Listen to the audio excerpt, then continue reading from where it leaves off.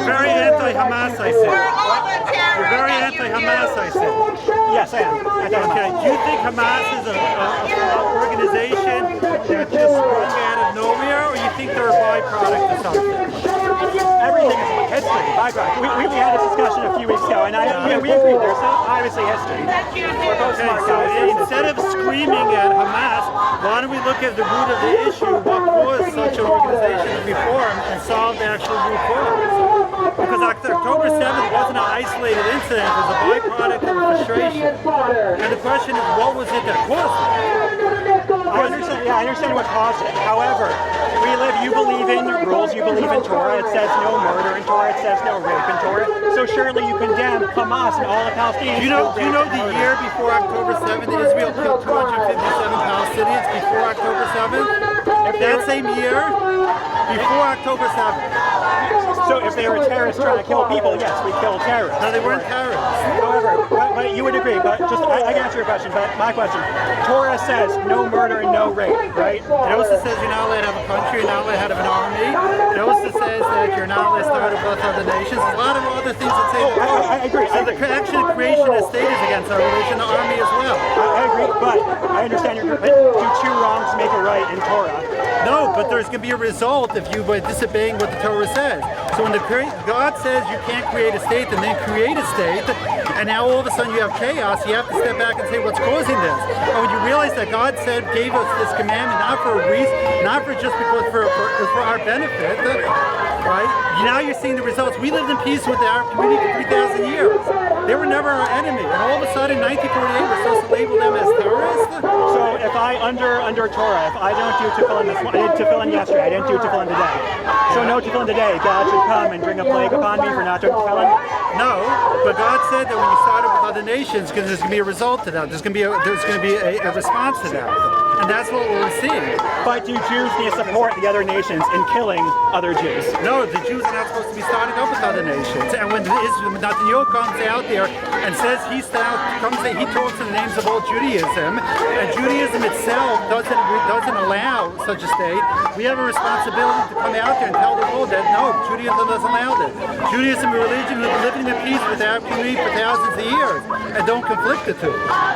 No, I understand you don't want a Jewish state. However, and I understand you want to support people in saying no to a Jewish state because until Mashiach comes. But two questions. One, when Mashiach comes, there should be a Jewish state, right? No, when Jews came, there's going to be unity under God. The whole world's going to be united as one under God. Well, anyway, and so it says, Beit HaMikdash, Yibaneh HaMikdash. We will rebuild Beit HaMikdash, right? Where is Beit HaMikdash going to be rebuilt? It's going to be a spiritual entity that God can create for there's going to be peace among all nations. Will there be a physical Beit HaMikdash when Mashiach comes? There is going to be some type of entity that all nations are going to be able to serve. Will the Beit HaMikdash, the third Beit HaMikdash, be where the second and the first Beit HaMikdash were? Yeah. Okay, and so what's there currently? Okay, so that's why God, it's going to be unity under God, where all nations are going to accept it under God. Meaning it's not going to be God's going to be coming in there forcefully kicking anybody out. There's going to be some type of unity which is only created through a God, where all nations will be able to accept God's unity. Okay, but God's not going to come in here with force and army kicking out our nations. Well, will Beit HaMikdash be a place where korbanot, where sacrifices are made by Jews, or will it be a temple for all religions? All religions were able to sacrifice in the Beit HaMikdash. Yes. That was during the first temple and the second temple. All nations were able to sacrifice in the temple. Do you think the current tenants of Beit HaMikdash, Al-Aqsa Mosque, will be happy if Beit HaMikdash is built on top of Al-Aqsa Mosque? Under unity, under God, yes, I do. Yes. Yes. Have you asked them that? Wait, but let me ask you another point. Do you support what Israel is doing right now in Gaza? Well, yeah. It says actually, when Am Yisrael was wandering in Desert Bamidbar for 40 years, they were attacked by Amalek, right? And it says very clearly, Amalek attacked from behind, and they came and they slaughtered, they wiped out all of Amalek. God gave an explicit commandment to go and wipe them out. God gave a very explicit commandment to wipe them out. Okay. So God gave a commandment to go into Gaza and wipe people out? So do you think the commandment from God to wipe out Amalek was only very narrowly in that one circumstance? Yes, and that's exactly what it says in the Rambam. It says that very clearly in the text. that situation. You can't just walk around killing people. So do you support what Israel's doing right now, Gaza, killing out thousands of people? Well, I do, yes. And the reason I And you believe that God and that Judaism supports it? I do, because it says you need to always save a life. And right now, there are 120 Jews in Gaza, and so much danger. There's first Goldberg Poland. I saw his mom and dad last night.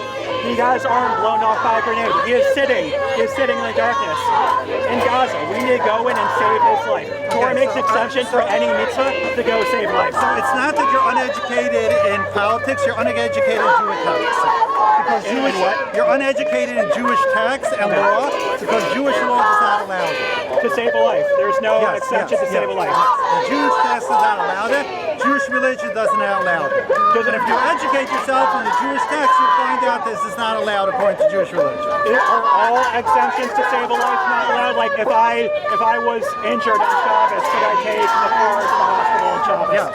Okay, so that's an exception. And so if someone So those babies in Gaza that they're killing out, you are not saving a life by killing those babies.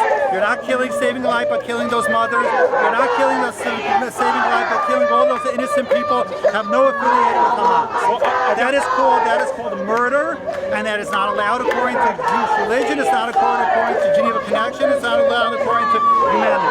So, follow-up question on that. Noah Argamani, she was a hostage held for 200 days in Gaza. You would agree that Israel, for all of the media reports, they freed her by killing 100 Palestinians in Nuseirat, killing the family that was holding her hostage in Nuseirat. Would you say it's okay for Israel to kill people so that they can directly free Noah Argamani? I'm saying if someone's going to hold a gun and say, I'm going to kill you, you can respond with gunfire. Okay? But if somebody just to go in there and start killing people, mass murder, because you decide that it's your life mission to save 100 hostages, you have no ability. If there's an army at war and somebody's holding a gun at you, you can respond. That's the art of war, and that's the laws of war. You can't just go into the towns and bombing out people because you decide to make it your life mission to save this one hostage. Okay, so like so you agree, not agree, but you're saying Noah Argamani, we should have left her in Gaza. I'm saying Israel's responsible for the captivity of Noah Ami. They're responsible because they put the Palestinians in this situation. They should let everybody go. They should get them back their houses, and you'll have peace, and you won't have this situation again. You don't need a PhD in the Middle East crisis to know the situation. People who have lived in their houses and they want to go home. People want the ability to get their house back. It's very simple. And if you let people back home, you wouldn't be in this situation. I understand. One more question. So in America, we're on Native American land right now. Would you support if the Native Americans came right here and slaughtered all of the white people right here? Would that be okay? Again, I'm coming from a religious perspective. I'm coming from a very solely religious perspective. The Torah does not allow going into someone else's land that you Why can't you answer the question based on the Torah? Okay, I told him beforehand that the only reason I have a conversation just with him is because then other people come in with a lot of immatureness and just totally distort the conversation. This is why I'm only willing to have a conversation with one person. Another person comes in. I made it very clear that I'm going to walk away. Answer his question based on the Torah. Okay, again, if you come in, I'm walking away. It's very simple. We're all brothers. We're all brothers. I don't care. I'm going to have a mature conversation. The second one person comes in and disrupts and starts having I walk away. No disruption. So because your answer before was based on history, and I want to ask about Torah and history. So like, if Native Americans came and said, all the Christians who settled America in 1620 in Virginia and in Boston, we want to kill all the Christians, would that be okay for Native Americans to kill based on Torah? Why are Jews building a state different than Americans building a state? Because Jews are not allowed to have a state. Do you believe Israel's our homeland? Well, there's two definitions. I'm not dodging. I just want to say there's two definitions. There's a spiritual or religious homeland governed by God, governed by Torah, and there's a secular homeland. Originally in 1897, you agree, Theodore Herzl was secular, right? Theodore Herzl was not a religious man. Do you believe we have a Jewish homeland? A secular homeland, but not a religious homeland. Okay, so in Judaism, there's no concept of a homeland. We we have a holy land. It could be a holy land under the British, under the Turks, under the Palestinians. We have no homeland. We have a holy land. Now it could be holy for the Christians, it could be holy for the Muslims, and we could be living under whoever it is and still be a holy land for us. What the Zionists did is they translated that from a holy land to a homeland. The definition of a Jew is not somebody who has a religion, to somebody who associates with a country, a state, and it is our homeland. That is a totally redefining of the concept of Judaism.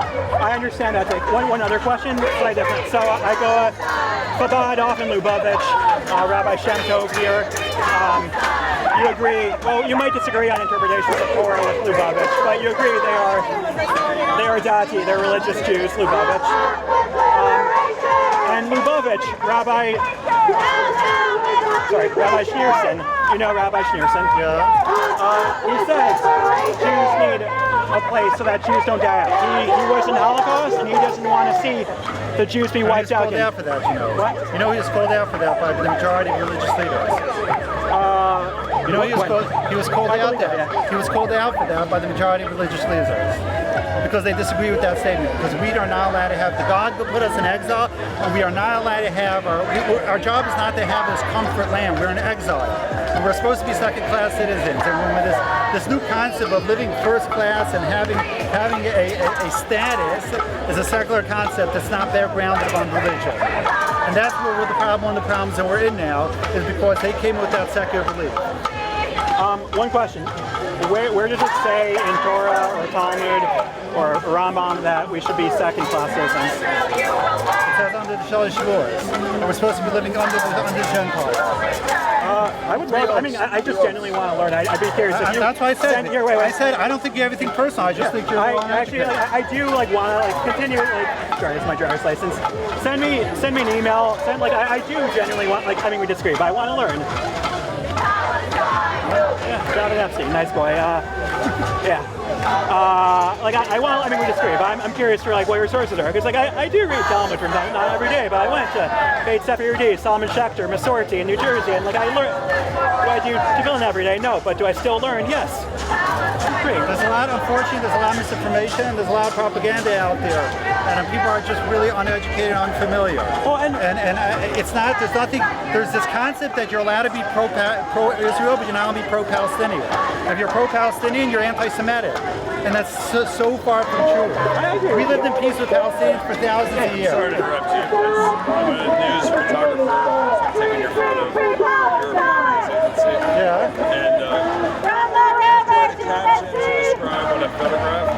Okay, so I'm trying to ask, how would you like to be identified? Religious Jews come out. Can I say pro-Palestinian Jewish people? Good. See, religious Jews who come out to stand up against Zionism. Okay, so Because you don't see Netanyahu occupation passed is against the violation of Judaism. So we say everything is against Judaism. Jews in support of Palestine. Well, it's religious Jews standing up against Zionism. I have my own I'm not going organization. to say standing up against because that's editorializing. Really? I cannot say that. I have my own organization, Religious Jews Against Zionism. Okay. That's my organization. So Religious Jews against Zionism. Yeah, that's really. Are you also in that organization? Will live that's really the message that we're trying to portray. I'm not asking for anything personal, any personal information. I just want to know how to identify your stance as religious. It's religious Jews against Zionism. Okay. So everything that Israel's doing, unfortunately, they're doing right now in the name of Zionism, the name of Judaism. And we're coming out to tell the world that what's transpiring in Gaza. Yeah. Okay. That's cool. I'm going to ask you. We switched Okay, thank you. Yeah, no, I appreciate you listening. We switched to Hebrew a little bit, so I just... Can I get a recording of this when you're done? Sorry? Can I get some footage when you're done? Yeah, I'm going to post it on my YouTube Are you channel. Jewish? No, I'm not. Fischer is a very Jewish I know, name. yeah, I've been asked that a few times, but no. What's your YouTube? It's called News to Share.